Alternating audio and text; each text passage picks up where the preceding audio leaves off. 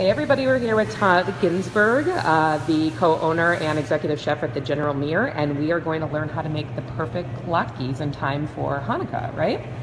So first, can we start off talking, what exactly is a latke? A latke is a glorified potato pancake. Okay. It has a little bit of onion, has a little bit of egg and flour for the binder, Okay. And salt and pepper. And we can cook it in schmaltz, we can cook it in oil, and here What's schmaltz? Schmaltz is chicken fat, All right. Rendered chicken fat. We definitely do a lot of schmaltz next door at the General Muir. But today we're gonna cook it in clarified butter. All right, so to start off, what are the ingredients that we need to have ready before we start cooking? So first and foremost, we have some peeled potatoes just sitting in some water here. Okay. These are Idahos. I prefer Idahos, russets. If you want to use a really starchy potato with less sugar, the Kennebecks are great, or the Chipperbecks if you can find them at the store. Okay.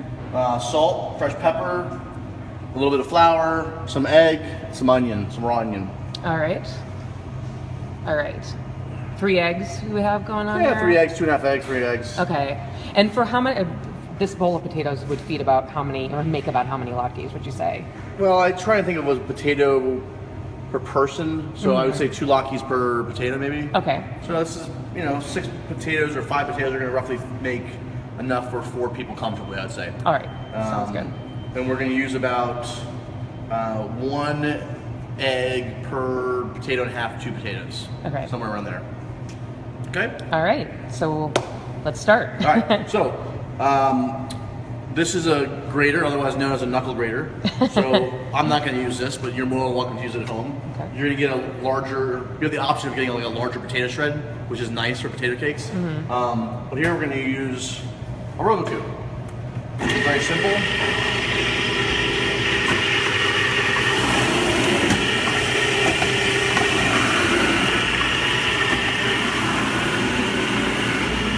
So there's 3 potatoes. What we're going to do is we're just going to add some of this water here. Okay. And we're going to rinse the potato with starch. And then we're going to squeeze out the excess. Just like this. Put it into a colander. So it's enough just to do it with your hands to squeeze it out? Okay. Yeah, but you're squeezing hard. Right, okay.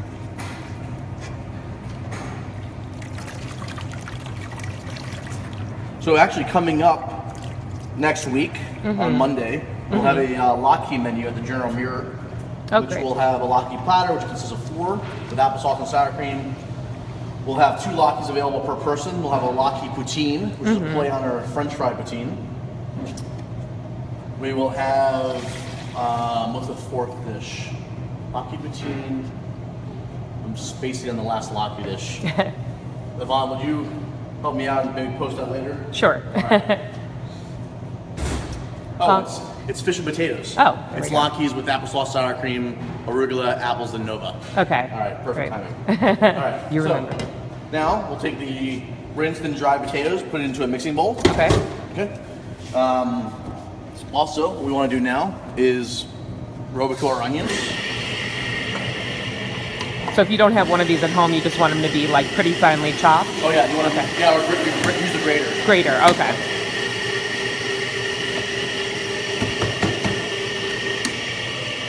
And if anybody at home has questions, just type them in the comments below and we'll try to get them answered for you. And again, we're making latkes with Todd Ginsberg at the General Muir. Thanks for checking us out. Yeah. All right, so a little salt. Okay. Actually, it's more than a little salt. You want to be pretty aggressive with potatoes and salt and seasoning. Okay. We're going to go ahead and get our pan going while we're finishing this, so the pan's ready. And what kind of oil are you using over there? We already used clarified butter. Oh, that's right, clarified butter. So right. salt, pepper, we have the onion in there, we have the potatoes obviously in there. Now, we're going to add the egg first.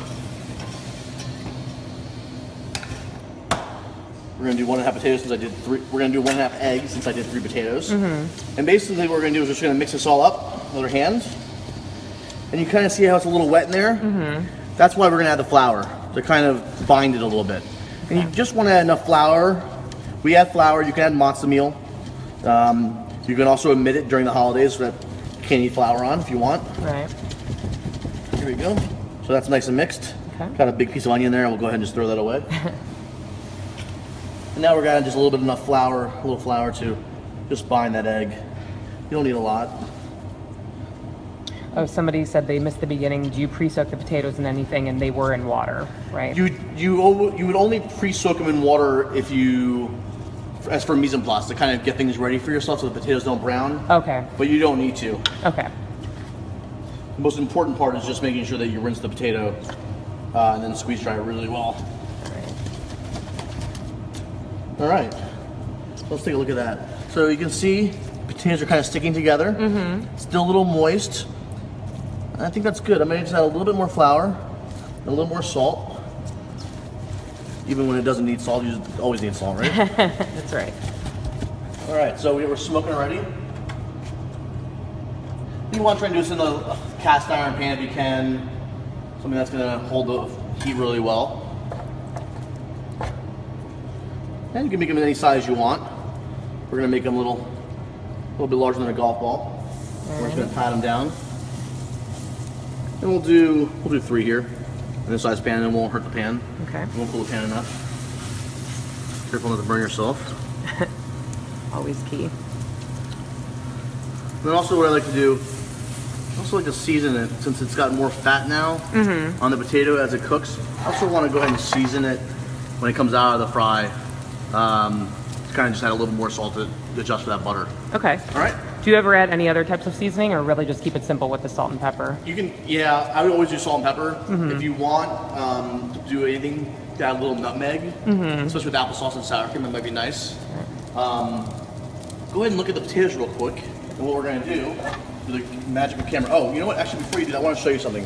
You see how it's like starting to brown a little bit? You want it to go a little slower than this, but for the camera's sake, this is fine. But you don't want to touch it until you get a little of that color, because now it bounds. That's one of the biggest mistakes people make, is that they flip it too early. Too early, okay. All right? So you want it to be brown on the edges? Yep. Okay.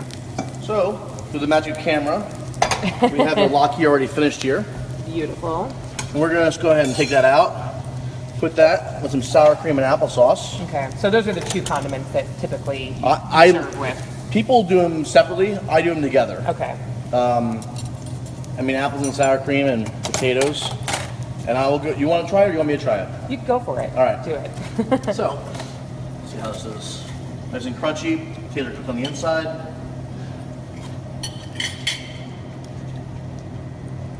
Ready for Hanukkah. All right. Happy Hanukkah. So, and just to show this again, so you really want it kind of brown, like crispy golden brown on both sides. Yep. And if you go too brown too fast in the pan, you can take them out.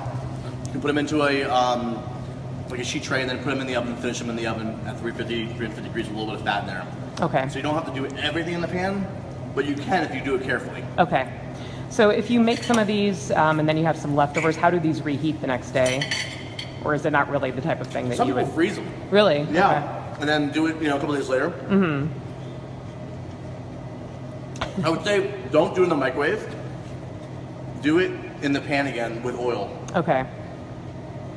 If you want them crunchy again, re-crisp them in a pan with clarified oil, clarified butter, or schmaltz, and you'll be good to go. Okay. Have you ever used any other kinds of potatoes, like sweet potatoes, or I don't know, like other kinds of seasoning? I guess sweet potatoes would be the major one. I don't know the name of it because I can't pronounce Japanese very well, but during our ramen night that Rob Velasquez does, he does a shredded, he does parsnips and all sorts of things, and then he tops it with like a Kewpie mayonnaise and some shredded fish flakes, some bonito. It's called like suni manoko or something. I don't know the name of it. I'm butchering the name. But anyways, you can do parsnips, you can do carrots, you can do sweet potatoes. You have to be careful with the sugar content. They will burn faster, and don't expect them to get as crispy as a potato. Okay. All right. Great. Thank you so much, and thanks for watching, everybody. Thank you for having me.